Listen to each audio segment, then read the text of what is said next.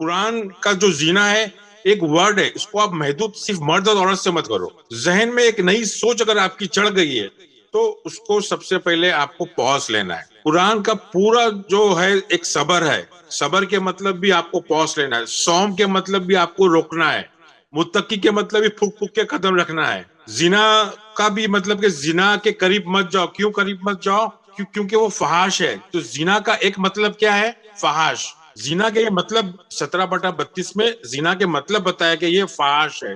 فحاش کے مطلب ایسا پروسیس ہے، ایسا عمل ہے جو انسان کو فحاش کے مطلب ہے حد سے باہر لے جانا، کسی چیز کا افراد زیادہ کثیر ہو جانا، زیادہ ہو جانا، بیونڈ میجرز، ایکسیسیو، اموڈریٹ. تو ایکسٹرا ویگنٹ، یہ سارے مطلب ہے فحاش کے. فحاش کے مطلب ننگا پن نہیں، ننگا پن کی نمائش نہیں. تو پورے زنا جو ہے ایکچولی ایک ایسی چیز ہے جو عمل حد سے باہر ہے. اور قرآن کیا بولتا ہے کہ ہم کو حد سے باہر کوئی کام کرنا ہی نہیں ہے. ہم کو جو اپنے آپ کو عقل سلیم میں لے کے آنا ہے، میزان کو قائم کرنا ہے، ذہن کے اندر زیرو پہ رہنا ہے.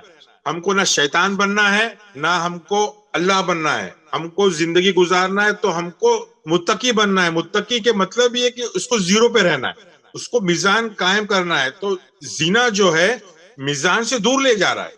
بالکل ناپ تول صحیح رکھے. اپنی بیوی بچوں کا حق کس کو دے ہی نہیں اٹھا کر کے، بھائی میں تو دلدار ہوں. اس طرح سے بیوقوفی نہیں کرنا ہے آپ کو کہ مجھے اللہ کی کھوج کرنا ہے، مجھے کوئی ڈسٹرب مت کرو، مجھے جانا ہے جنگل میں یا پہاڑوں پہ جانا ہے، مجھے کوئی ڈسٹرب نہیں کرو. اس طرح کی سوچ منع فرمائی گئی ہے. آپ کو دنیا میں رہ کے ہی آخرت کو محسوس کرنا ہے. آپ کو دنیا میں رہ کے ہی جنت کو محسوس کرنا ہے. آپ کو دنیا میں رہ کے ہی جہنم سمجھنا ہے.